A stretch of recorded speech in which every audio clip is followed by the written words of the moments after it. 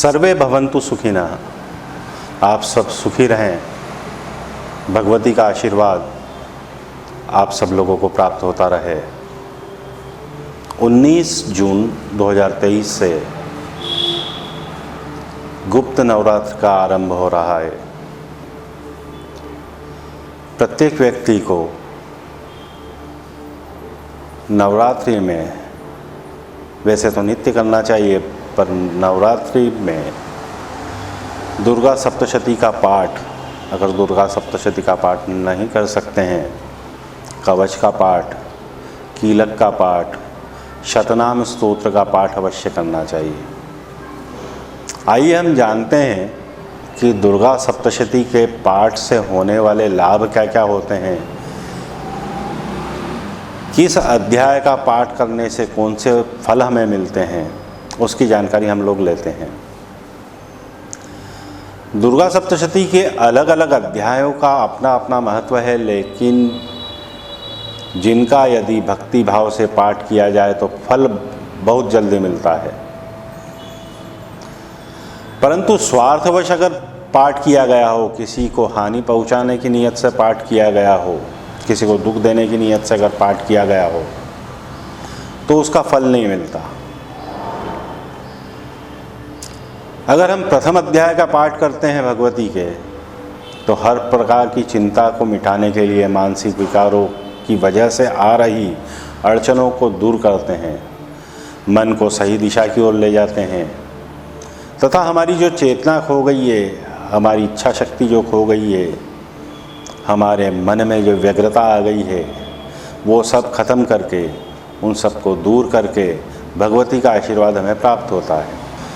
अगर किसी प्रकार का मुकदमा, झगड़े या किसी प्रकार की परेशानी, शत्रुओं से परेशानी, इस प्रकार का अगर कोई दिक्कतें हमारे साथ हो रही हों, तो हमें द्वितीय अध्याय का पाठ करना चाहिए।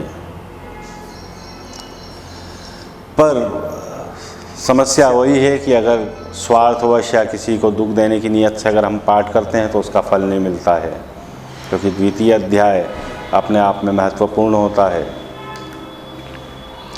तृतीय अध्याय की बात करें तो शत्रु से छुटकारा पाने के लिए, शत्रु यदि बिना कारण बन रहे हैं और नुकसान का पता न चल रहा हो कि कौन कर रहा है, या गुप्त शत्रु हमारे एकत्रित हो गए हों, तो यह पाठ उपयुक्त है।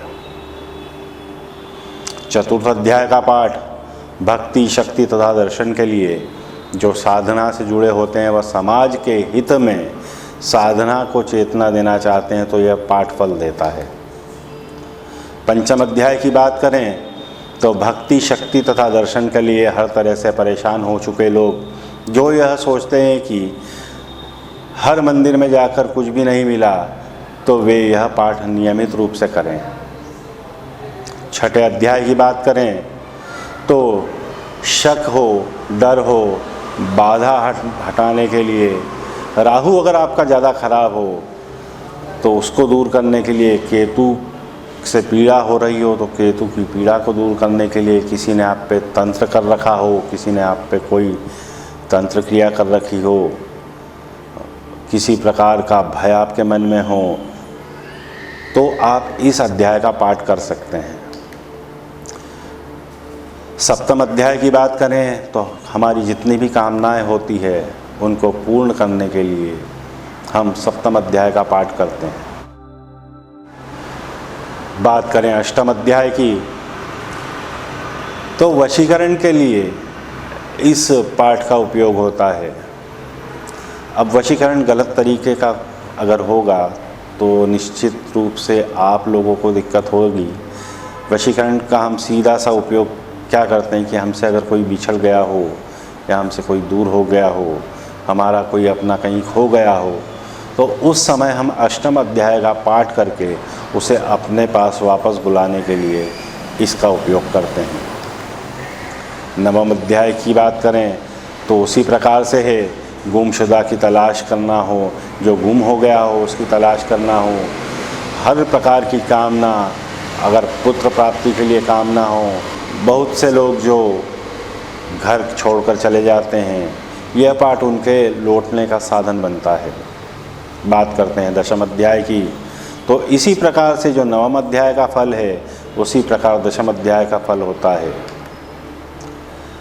एकादश अध्याय महत्वपूर्ण अध्याय है। व्यापार व सुख संपत्ति की प्राप्ति के लिए कारोबार में अगर दिक्कतें आ रही हो, कारोबार ठीक ढंग से चल नहीं रहा हो, व्यापार वृद्धि नहीं हो रही हो, पैसा रुक नहीं रहा हो, बेकार के खर्चे या बेकार के कामों में हमारा धन नष्ट हो रहा हो, तो हम एकादश अध्याय का पाठ करते हैं।